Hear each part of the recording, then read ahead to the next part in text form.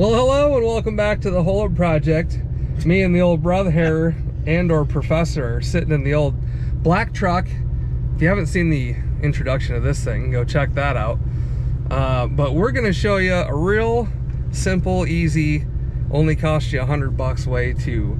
Will only cost you $100 if you already have HP tuners and the cable. That's a fact. Then you can do this yourself. Shut off your active fuel management system. And if you don't know what that is, that's the stupid thing that GM made that shuts you off from 8 cylinders to 4 while you're on the interstate.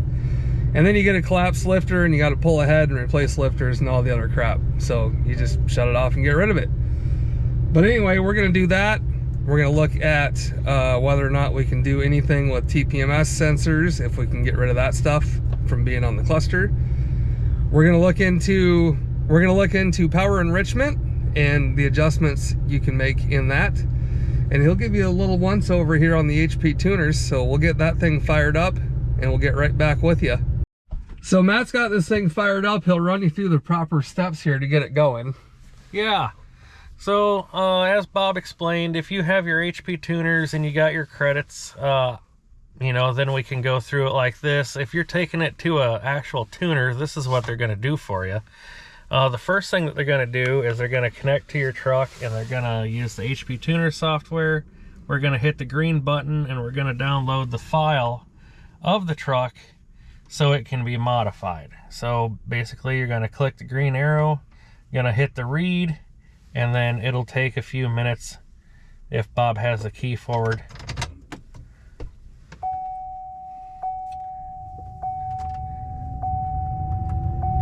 Yep, so key forward, then we're going to read. And this will take a few minutes.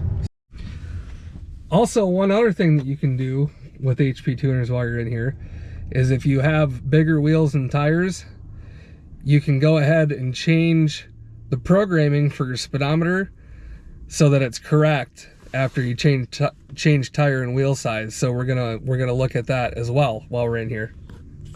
All right, well, the professor's got us all set up over here. Let's have a look at what he's doing. Yeah, so the computer has downloaded the file into this computer and now we're gonna modify it. Do this at your own risk, folks.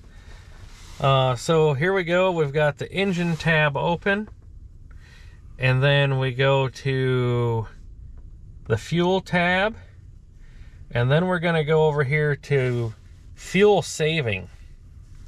All right. You see here where it says displacement on demand?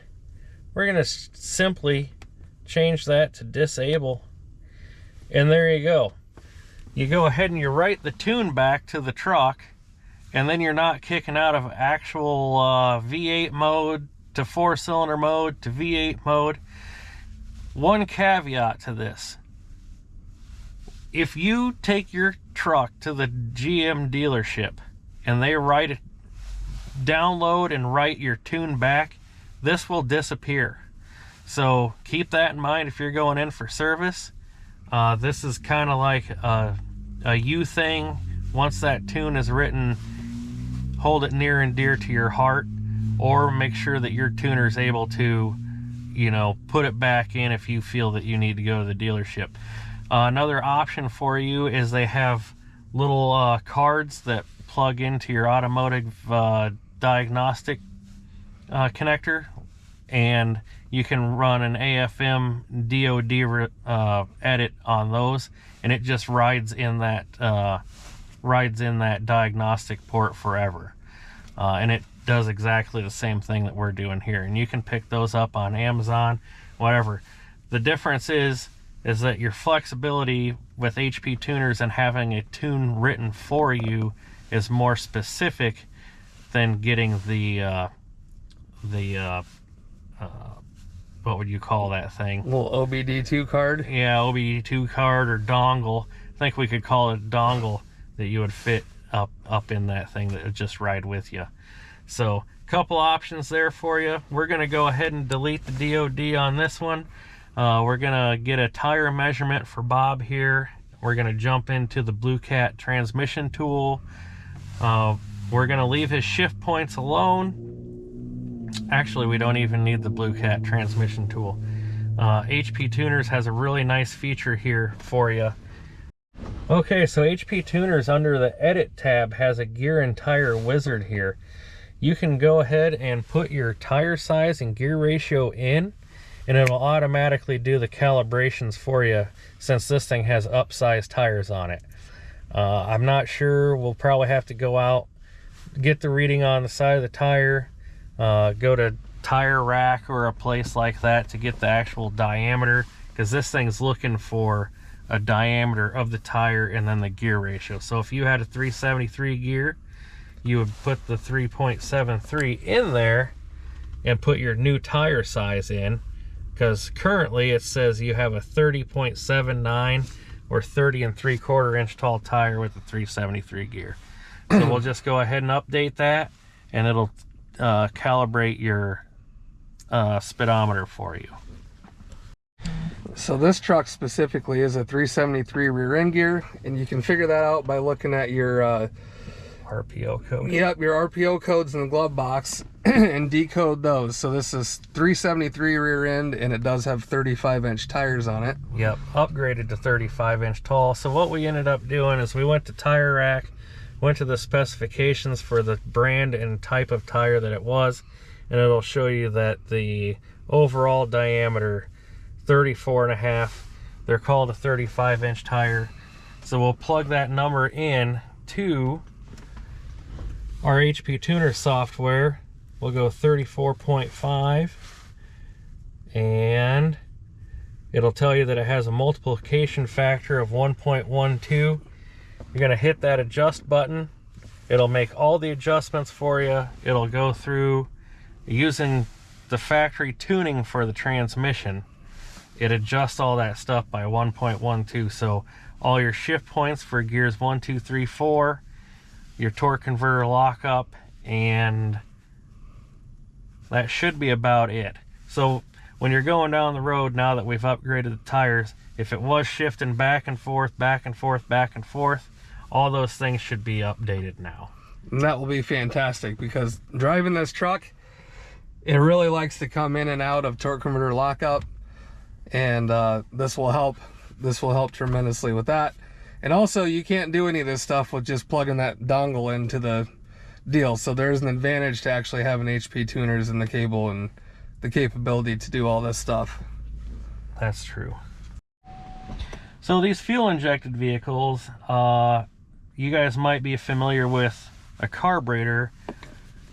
A fuel injected vehicle goes into power enrichment, which is identical to the 4 barrels opening on your carburetor.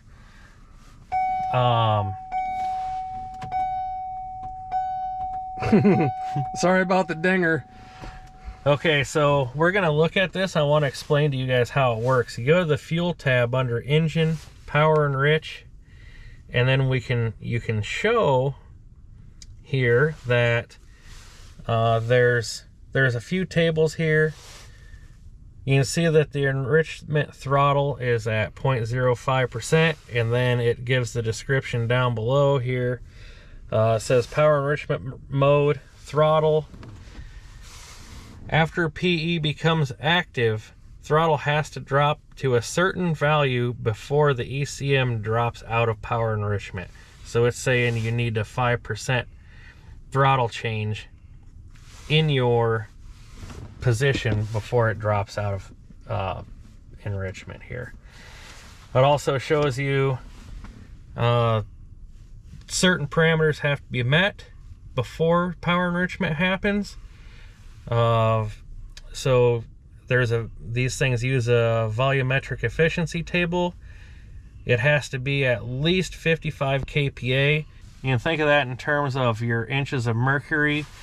Say when you open up your throttle pedal on your carbureted car, instead of having vacuum, you go below vacuum. This is doing the exact same thing, only using a different term.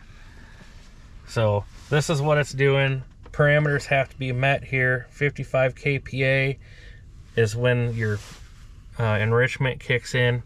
So everything looks like it's pretty okay for this thing. So we're just going to go ahead and update the DOD. All right, well, we were unable to get the TPMS.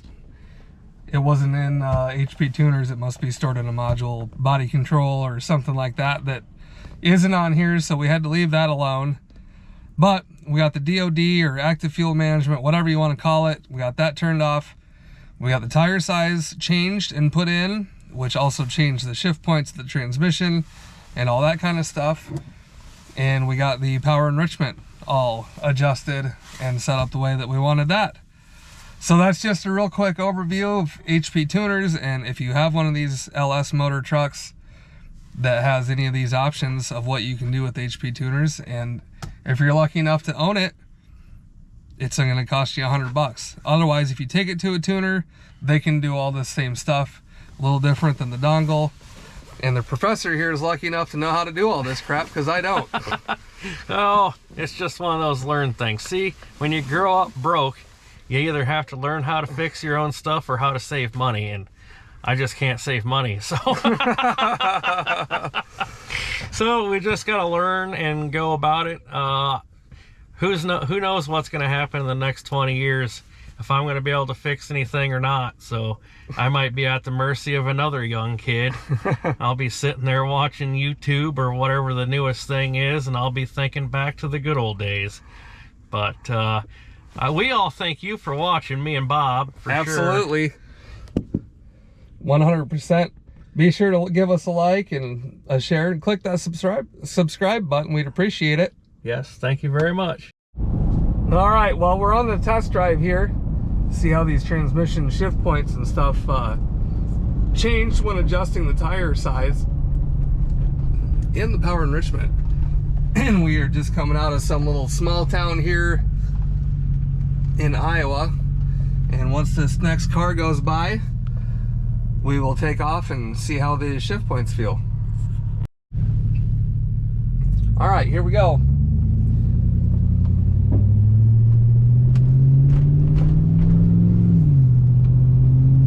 Just like throttle.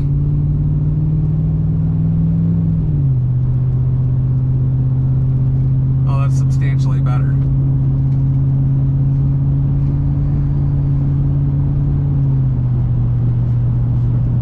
Oh yeah, much better. Okay, we're in overdrive.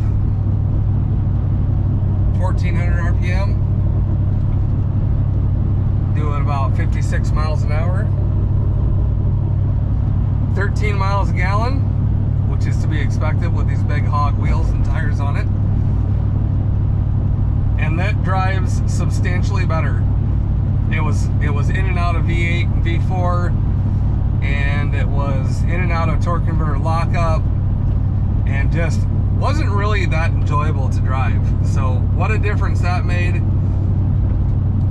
And you know, it just, small price to pay for a great result.